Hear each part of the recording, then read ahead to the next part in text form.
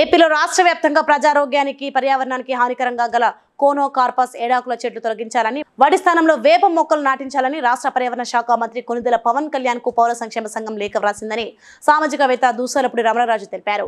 Oxygen తీసుకొని carbon dioxide విడుదల చేసి వీటి పుప్పొడి గాలిలో కలిసి శ్వాసనాళాల్లోకి చేరి ఉబ్బసం, శ్వాసకోశ వ్యాధులు, కంటి జబ్బులు, చర్మ వ్యాధులు, దద్దుర్లు కలిగిస్తాయన్నారు. వీటి వల్ల ప్రజారోగ్యం పూర్తిగా దెబ్బతినే ప్రమాదం ఏర్పడిందని తెలిపారు.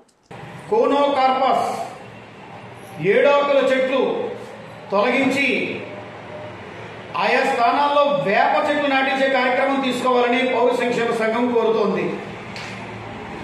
ఈ కోనోకార్పస్ మొక్కలు 10 సంవత్సరాల్లో పెరిగేటువంటి మొక్క 3 ఏళ్లకు పెరుగుతుంది. వీటిని ఆవులు కానీ, గేదెలు కానీ, మేకలు కానీ తినవు. ఈ చెట్ల మీద కాకులు కానీ, పక్షులు కానీ వాలవు. పక్షులు గూళ్ళు కూడా పెట్టవు. వీటి యొక్క పుప్పొడి ఈ యొక్క గాలిలో కలిసిపోయి శ్వాసనాళాల్లోకి చేరి ఉబ్బసము, శ్వాసకోశ వ్యాధులు, చర్మ వ్యాధులు, కంటి జబ్బులు కలుగజేసి ఈ నీటినంతటినీ కూడా ఇవే పీల్చేసుకుంటూ ఉంటాయి.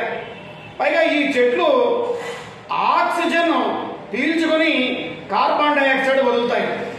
మరి ఇటువంటి చెట్లు కోనోకార్పస్, అదేవిధంగా ఏడాకుల చెట్లు తొలుతగా ఈ కార్యక్రమాన్ని కాకినాడ నగరం నుంచి ప్రారంభించాలని కోరుతున్నాం. ఈ విషయం మీద కాకినాడ జిల్లా కలెక్టరేట్ గ్రీవెన్స్ లో దరఖాస్తు దాఖలు చేస్తే కాకినాడ నగరపాలక సంస్థ అస్పష్టమైనటువంటి సమాధానం ఇచ్చింది. ఏదో ఒక పత్రికలో దీని మీద ఆర్టికల్ వచ్చిందని మరి ఆ ఆర్టికల్ చూపిస్తూ వారు తప్పుదో పట్టించే కార్యక్రమం చేశారు. ఇది మంచి విధానం కాదని మంత్రి గారికి తెలియజేసుకుంటూ ఈ పర్యావరణాన్ని కాపాడేటువంటి చర్యల్ని మరి పవన్ కళ్యాణ్ గారు తీసుకుంటారని పౌర సంక్షేమ సంఘం ఆశిస్తూ వారికి రిజిస్టర్ పోస్టులో లేఖను పంపించడం జరిగింది. Please like and share, subscribe to BCN Telugu News. Please like, share and subscribe to BCN Telugu News.